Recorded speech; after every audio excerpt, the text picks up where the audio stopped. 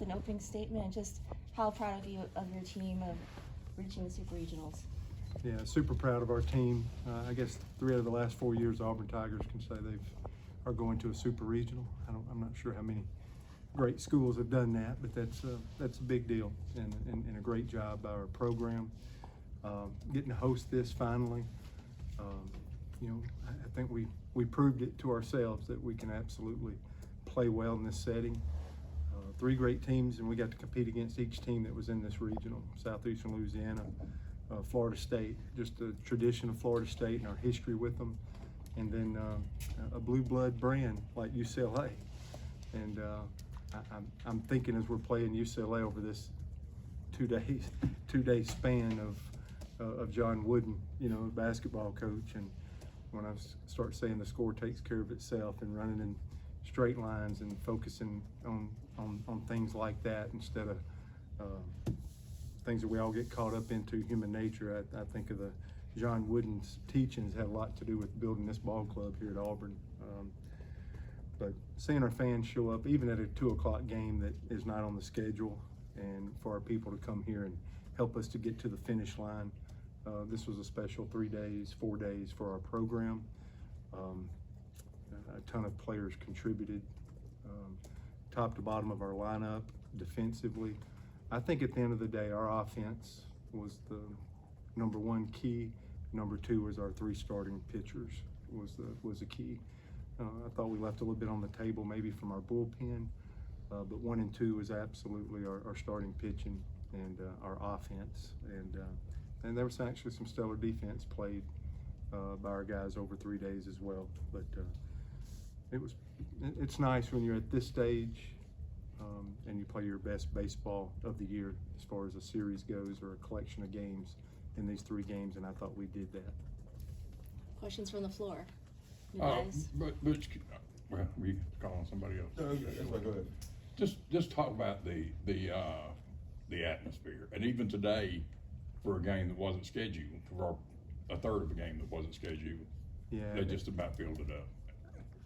Yeah, there was an electricity. We've had great crowds. This one was engaged. This one was like I see in our other sporting events when I go yell for some of our other teams, probably football, basketball.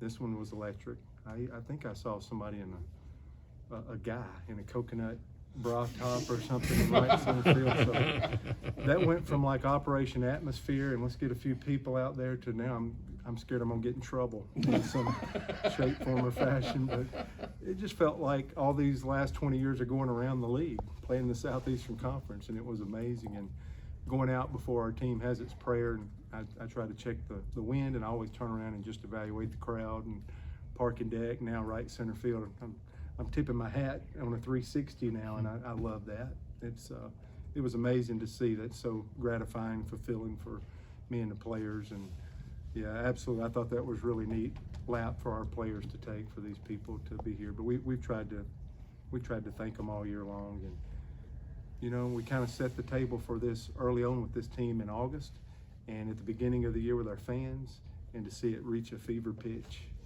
this weekend is truly amazing. Advice. 2 things. Savage was very complimentary of the atmosphere. What does it mean when other people does? But also, I think I noticed a little tear from your eye. What does all this kind of mean for you? Is you kind of still soaking up the emotion? Yeah, I respect John Savage as a pitching coach. You know, I've been a pitching coach a lot longer than I have been a head coach. And in 13, the last time I encountered UCLA was getting beaten a national championship. And 4 days later, you know, he allowed me to fly to California, meet with him 4 days after they beat us in a World Series, and he invested in me, spent time with me. So I'm glad to hear that he was complimentary, because he means a lot to college baseball. He set the bar very, very high. And like I said, we got to play Florida State. We got to play UCLA in our home regional. It just didn't get any better than that. So I respect him as one of the best. And when you have success competing against a program like that, I hope that gives our guys confidence moving forward for what's next. Jason? Butch, you talked about starting pitching. Mason kind of finished finishes. If you go 1, 2, 3, you talked about setting those guys up for the weekend, and now you get into a weekend series. Is a pretty good spot to be in from a confidence standpoint coming off a weekend like this. Yeah, I liked how all three of our starters stepped up. I was listening to Mason just walking in the door. When the first ball was hit in the double to start the game on the fastball, I'm always interested in how his fastball's set up, and I'm like, cheese and crackers, here we go. It was too good a swing. Then we navigated the second and third inning. We walked the leadoff guy, and my only contribution to really, I think it was Mason's best outing of his career. One, it speaks to development. That's true development. That was a tough year when a lot of the three oldest guys, the three alpha males, go down last year, and then he's thrusted, and there were some tough days and lessons, and to see somebody not only start for you in a regional championship game, but give you their best effort than they've ever given you, that's development. And then we went out for the fourth inning, and I asked him just to start the inning from the stretch. And then the walks went away, and they were not on the fastball anymore, and he absolutely rolled fourth, fifth into that sixth inning, and they got electric. He competed the whole time. It's just that second, third inning he was having to, guys were in scoring position and like no outs, and he would just, that's where some of those strikeouts come from. His stuff's electric. He has the metrics of a major league pitcher. He had 4 pitches last night that he showed, a changeup, a slider, the big curveball that everybody can notice, and then a mid-90s fastball. So it's nice to see him as he's probably a draft and probably moves on and did nothing but cemented himself with that outing at this time, this stage, and showing a ton of development. And I couldn't be happier for Mason. Mark? Butch, can you talk about, you guys didn't give him 4 outs very many innings, hardly at all, and you sort of dominated the routine plays and made some good ones. Then if you talk a little bit about Brody winning MVP. Yeah, he made a play last night where he ran up the middle, and it wasn't him getting to the ball, it was the transition from the ball in glove to his throwing hand and getting it to first base. The quick transition, it was a high-level play. The first game he had some in-between stuff going on, and he really settled in nicely from that, but reaching base 7 times. And like I say, when these defensive guys contribute with offense, I mean, it makes us really good. But Brody's he's been steady. That's probably a shortstop, one of the hardest positions to play on any field, and I think he's way beyond. I think he's at 5 errors on the season. That's a high level of consistency, and it is dominating the routine play. He has great feel, great feet. His feet always move. He gains momentum to the target. He's an accurate thrower. Dad was a coach. His dad played here. He's seen it his whole life, and it's really like having another coach on the field. Is the other dimension that he brings. Where, I mean, he is helping, the guy to the left and to the right. He's helping Foster move by count and 2 strikes and things of that nature, and round bush even with the bag or back or inside of it. He does a lot of things that we can't even see, that you talk about. Johnny? Coach, regardless if the next round is here across the street or in Corvallis, Oregon, can you just speak to the magnitude of this team is just 2 wins away from headed back to Omaha for a 6th time, and how big that would be for this program as a whole? Yeah, I think it's, yes, but I just, when you start pitching shows up like that, I look at a team and what it would take to win a national championship. We got a catcher that can throw the baseball as good as anybody I've seen. His arm is part of the game. It can impact it. We got a first baseman that absolutely is a threat. They got to figure out if they're going to pitch to him or what to do with him. And I can see them start doing it when it's 2 or 3 batters away. That's a threat for college baseball. That is what the best teams are looking for. A second baseman that's come back, and we're getting Cole Foster back in there at second base was absolutely instrumental to getting us off to a good start. And he made a heck of a defensive play too. I think about that one going in the 4-hole and spinning a 360 high level. We just talked about Brody. Round Bush is going to close in on 100 hits here soon, what he's done. Case and Howell defensively, Bobby hitting behind Sonny. Mike Bello, man, you got a freshman just sitting there competing his heart out, and every time he gets on base and keeps contributing, flips that lineup over and gets you right back. This was one of those offensive weekends where if I was on the other side, because I've definitely had some like that, being on the other side where it's like, golly, Rambush is up every inning, and here you got to walk right back through that. That happened over and over, and I could feel that and sense that. And I think it's been a little slow outside of Joseph, but I think we're growing. And if we can get some kind of competitiveness with these three starting pitchers, and you know, I'm tracking on Skipper and Burkhalter now. Can they get back to their form or where they were in the middle of the season, like when they threw all 3 games in the sweep against South Carolina? If I could get them back, I'm like, what are you asking for to go and try to compete for a national championship? So I have to be careful not to sell our team short. We're 5 teams away from a national championship. So to win a national championship, you got to go regional, super regional, regional, super regional. So it's only one step. But now only one team keeps us from Omaha. Once you get to Omaha, there's only 4. I know there's 8 teams out there, but that's bracketed on 2 sides, and it's a regional, and then it gets back to a super regional and a championship series of best 2 out of 3. So there's really only 5 teams that could potentially, 4 or 5, depending on if you have to play every team in the regional like we did here in that first segment. So it's national championship or bust. It's not. If you just play the Omaha game, get to Omaha, you know, can be like 19, or other times that I've been where it's like, you know, 2 in a barbecue. So you at some point in time, you have to move your program to start really envisioning the thing that I've been saying this whole time. It's my Les Brown quote: people don't fail because they aim high and miss, it's because they aim low and hit. I need to make sure I don't underscore the potential of this team, of what I saw this weekend. So, you know, only one team's going to stand up winning the last game.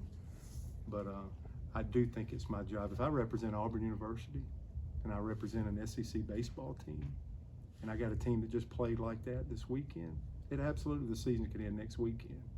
But for me to not aim high for our program and start having our guys to envision the national championship, I'm selling our people short and the potential of our program short.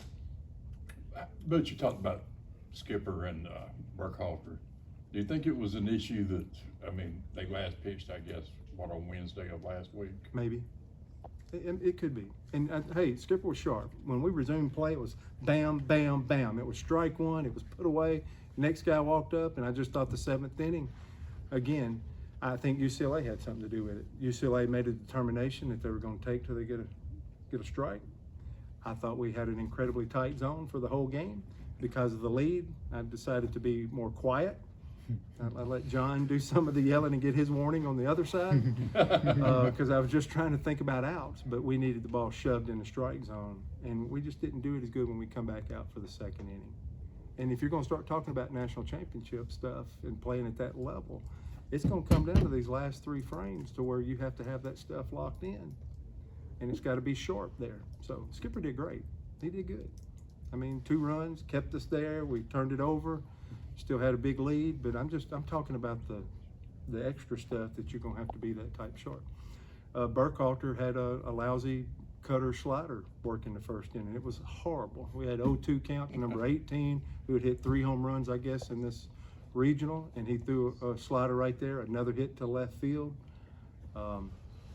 And in the 9th inning, that first strikeout of the first hitter was a completely different breaking ball. We said slow it down about 4 miles per hour.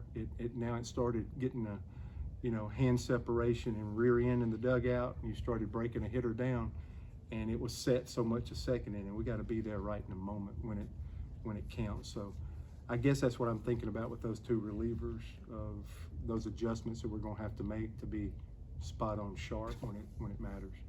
Brian? He got my question, so I'm good, thank you. Noah? Well, what does it mean to get 4 runs in that last inning and not kind of get the last punch? Yeah. Well, I thought it was huge. I thought coming out of last night, I thought we absolutely, because of Mason Barnett, because our offense finally come on, and Nate LaRue getting that last huge hit for us to get it 9-0. I absolutely thought they were. Skipper gave us a little energy and got us back in the dugout, made it a 3-inning game, and then I thought UCLA had all the momentum. And here's old Bello. Well, Bello gets on for him, and then Rambush, I don't think he'd had a hit. I think he was 0 for 3. And that ball, that triple down there started making it possible that you got a chance to score some runs. And the guys didn't try to do too much. They didn't try to go big fly, overswing. What do we do? Sack fly, and then a single. That's winning baseball. Because I think in our stretch when I felt like our offense was just not doing what it's capable of, those would be big, long, heavy swings, swing and miss, and we not get anything out of it. I thought it made the momentum switch. And then I thought Burkhalter making that adjustment on his breaking ball allowed us for them to stay quiet, because UCLA they started taking pitches, and goodness gracious, they just went to 2-strike compete, and they did an amazing job with their at-bats late in the ball game. And that's what's going to happen when the season's on the line. Last weekend they were down 22-13 to Oregon State and wound up winning 25-22. And you look at the scores from last night, and you're seeing teams up 6-2, and then here comes the team back, and they win. People are going to give you their best at bats in this moment, so you have to be good late, and we know that. And UCLA absolutely did an amazing job with their 2 strikes, but I thought that kind of said no, not today, when we wound up punching those last couple of runs across. All right, 3 more questions. Nevias? Earlier you mentioned Mason Barnett's curveball.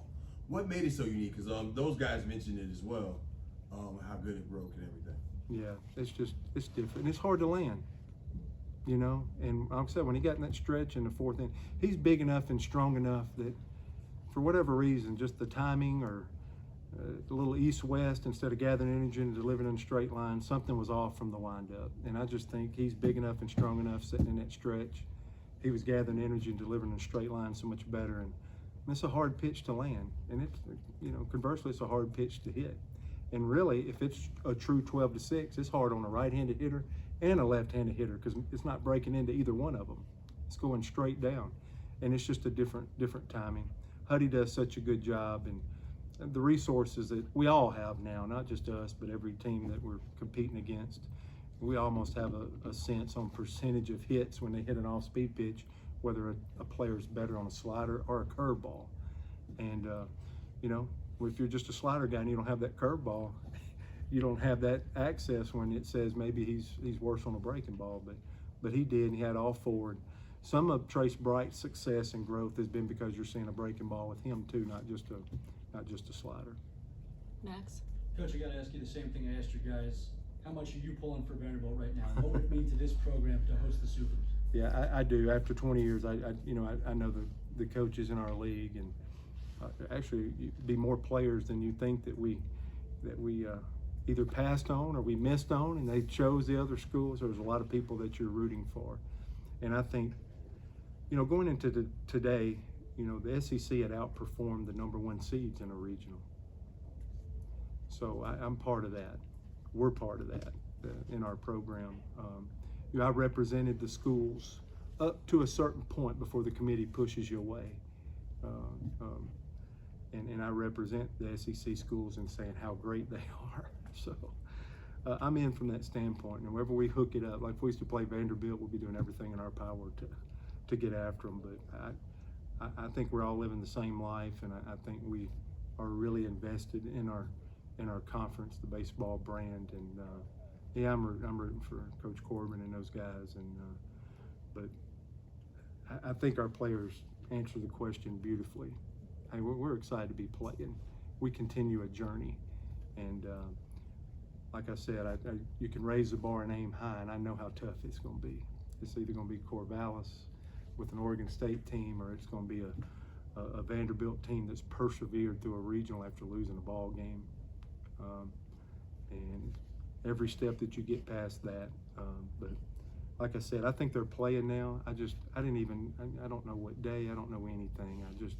I feel like if I do a good job staying in the moment, maybe the people around me will do the same. They're up 2-1 on the 4th. Okay.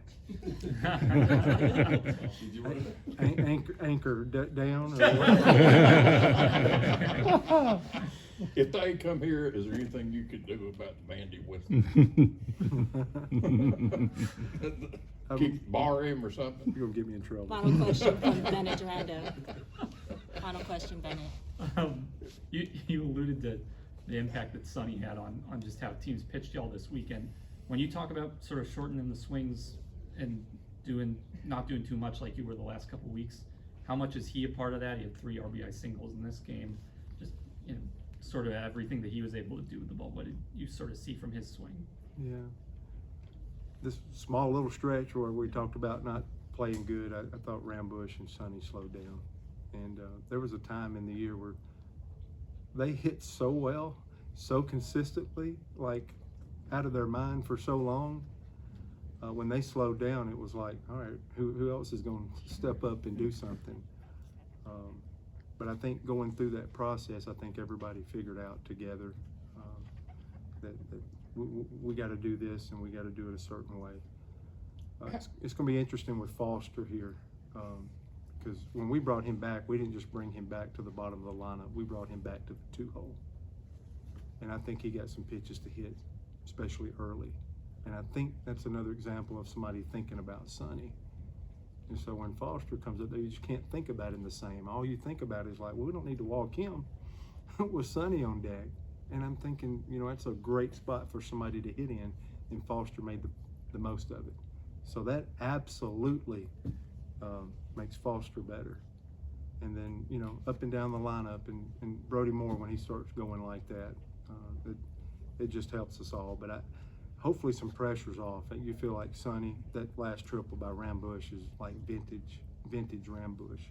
If the guys can just feel like, man, we got a chance throughout our lineup, maybe they finally learn a lesson that, nobody has to do, just everybody contribute and up and down the lineup. But Sonny's at bats were absolutely tremendous in this regional. They were absolutely tremendous because he was intentionally walked and pitched around, but it seemed like for the most part, when a ball was around there, he had a good at bat. He didn't just try to swing for the fences the whole time. He was still playing team baseball and got a couple of huge singles, and still hit a couple long balls, one to right, one to left. A pretty complete weekend. Thank you, Coach. Yep. Thank you. Congratulations. How far is that one away?